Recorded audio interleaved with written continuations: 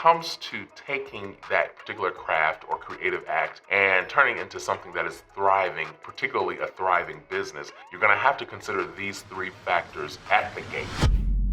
Hey there, Cornell, back here with another Ask Cornell. Listen, if you have not heard of this particular content, it is the opportunity that I take to get questions and requests from my viewers, followers, friends, and those who just want some insight, wisdom into leadership, communication, entrepreneurship. So this question today is from Carl Creative Cooks. This is a young man who's been cooking for his family and friends, and this is what he asks from me today. Hi Cornell, I've been cooking for my family and friends for several years, but I'm now ready to take my craft to the marketplace and build profitable business with my food creations. What's the best way to approach this? This is something that I think is very necessary for creatives in whatever capacity you're in, whether you are a food creative, music creative, writer, actor, actress, someone who paints and creates art, anything that uses the inspiration of an individual and allows that inspiration to turn in a certain type of expression, you are considered a creative. But there are a few things that I think that are important when it comes to taking just that creativity as a hobby and now trying to take it to the market, which is what Carl is asking right here today. There are a few things that I want Carl and you all who may be similar to Carl to consider. And the first thing I think is necessary is identifying who you are creating for. I think, and I can say this firsthand, as a creative, sometimes we don't think about that until we get to the point where we're now in business trying to pitch a product or what have you, and nobody's buying or nobody's interested. There's something that has to take place, because I think as creatives, we walk into this space with our inspirational hat, with our creative being, with our thought that, wow, this is beautiful, and everybody's gonna see it or view it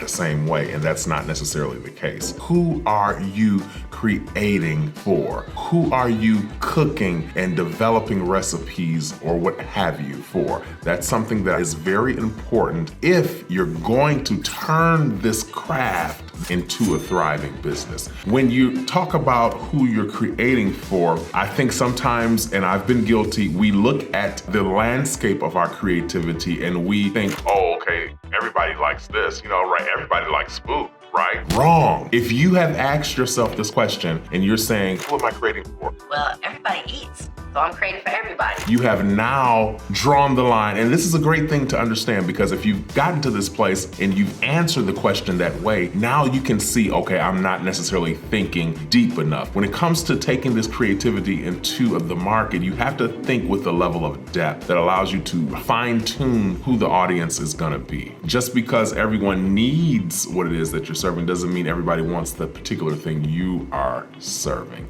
So it has to be identified as a specific audience that will appreciate this particular craft. And that brings me to the next point, and this is a must, and I think many creatives get stuck in this space, and I can say this from experience. You get stuck in this space and ultimately it keeps you from being able to scale. And this is where you streamline whatever the process is when it comes to your creative space, thing, product, service. You simplify and systematize everything that is related to that particular skill. So let's take Carl for an example. He cooks up beautiful meals and beautiful things and lays them out for his family and friends. Now he wants to do that for a specific audience. Once he has identified who that audience is or that customer is, now he can say, okay, how can I streamline this process? How can I simplify? And that doesn't necessarily mean diluting what you're offering. It means being able to take what you're offering and make it so basic that you can hire a middle schooler off the street to help you in that operation, right? You're simplifying it and systematizing. This is the act that will allow a creative to take their craft to the market and scale it. Because most creatives, and I'm a witness,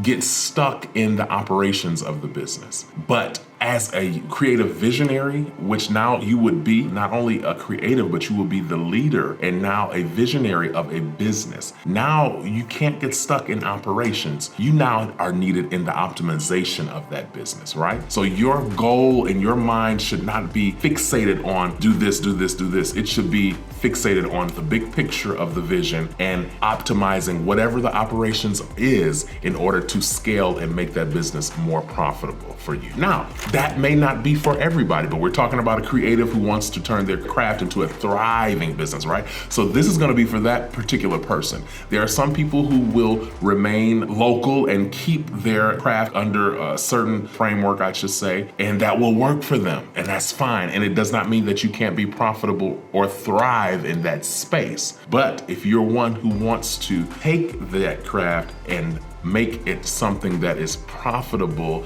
in the sense that it can now operate with or without you, then you have to streamline that service, which means simplify and systematize whatever that process is for that particular creative work. The next thing I think is very important for anybody to understand in this particular space, and that is the pricing strategy. There are several pricing strategies that are necessary to consider when you are going into business, but it's very necessary for creatives because I personally believe, and I know this from experience, creatives leave a lot of money on the table. And they leave a lot of money on the table because they viewed their craft from a inspirational or creative space for so long that when it comes to thinking logical and pertains to profitability, it's kind of a different language, right? It's a different way of viewing things. And many times they don't charge what they are worth, or they don't charge what is necessary in order to make the business profitable. So this is something that must be considered at the gate if you're gonna be a thriving creative